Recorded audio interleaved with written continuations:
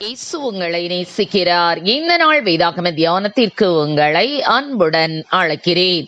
ஒருவன் தன்னை சுத்திகரித்துக் கொண்டால் அவன் பரிசுத்தமாக்கப்பட்டதும் எஜமானுக்கு உபயோகமானதும் எந்த நற்கிரியைக்கும் ஆயத்தமாக்கப்பட்டதுமான கனத்துக்குரிய பாத்திரமாயிருப்பான். 2 தீமோத்தேயு 2:21.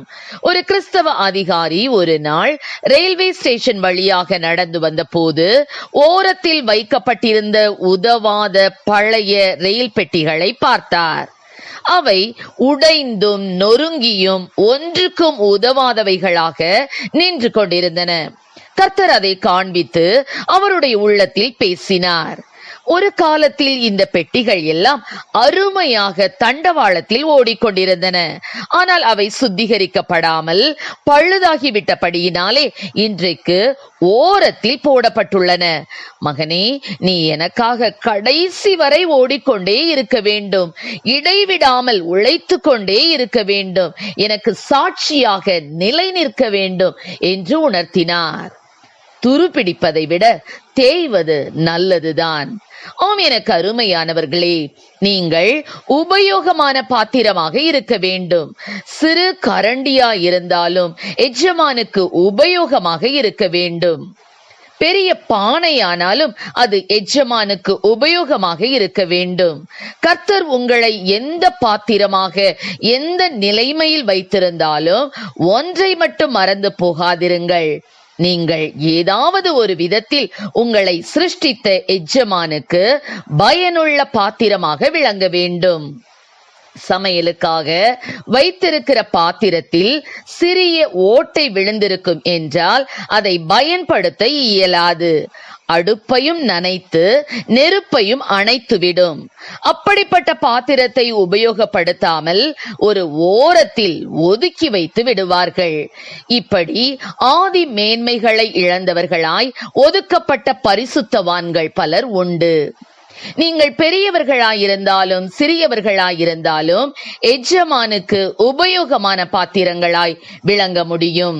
சீரியா தேசத்து படைத்தலைவனாகிய நாகமானை கர்த்தருக்குள் வழிநடத்தியது ஒரு சிறு பெண்தான். அவள் ஒரு அடிமை பெண்.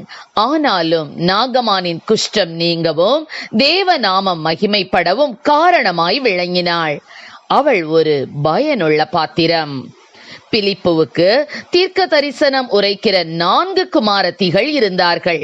அவர்கள் மூலம் எத்தனையோ பேர் ஆறுதலும் தேறுதலும் அடைந்திருக்க கூடும். கர்த்தர் அவர்களை பயன்படுத்தினார். அதை போலவே தொற்காள் வயது முதிர்ந்தவள்தான். ஆனாலும் அங்கிகளை நெய்து பணத்தை சேகரித்து பரிசுத்தவான்களுக்கு ஊழியம் செய்தாள்.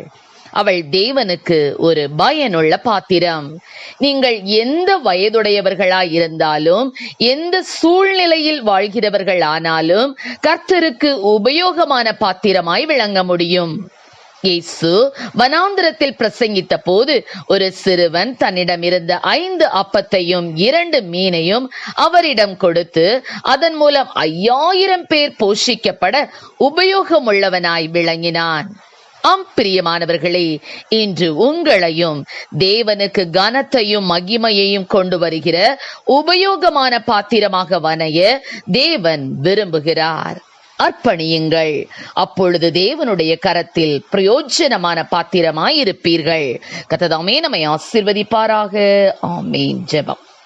எங்களை அதிகமாய் நேசித்து நடத்துகிற எங்கள் அன்பின் பரலோக பிதாவே, அப்பா ஆண்டவரே, இந்த நாளில் ஒவ்வொரு பிள்ளைகளும் அப்பா ஆண்டவரே கர்த்தருக்கு பயனுள்ள ஒரு பாத்திரமாக பயன்படுத்தப்பட தேவனின் உதவி செய்வீராக ராஜா. ஆண்டவரே ஸ்தோத்திரப்பா, ஆலயத்திலே கர்த்தாவை கொடுக்கப்படுகிற கர்த்தாவை ஸ்தோத்திர ஆண்டவரே, வேலைகளிலே சிறு வேலையானாலும் பெரிய வேலைகள் என்ன ஆளும் ஆண்டவரே, ஏதாவது ஒரு காரியத்தை உமக்காக செய்து கர்த்தாவே பயனுள்ள பாத்திரங்களாக விளங்கக்கூடிய கிருபைகளை கொடுப்பீராக ராஜா. நீ கர்த்தருடைய கையில் அலங்காரமான கிரீடமும் தேவனுடைய கரத்தில் ராஜ்ய முடியுமாயிருப்பாய் என்று சொன்ன வசனத்தின்படி அப்பா கர்த்தருடைய கரத்திலே பயன்படுகிற பாத்திரமாக ஒவ்வொருவரையும் எடுத்து பயன்படுத்தும். ஆசீர்வதியும். இயேசுவின் நாமத்திலே ஜெபிக்கிறோம் நல்ல பிதாவே. ஆமென்.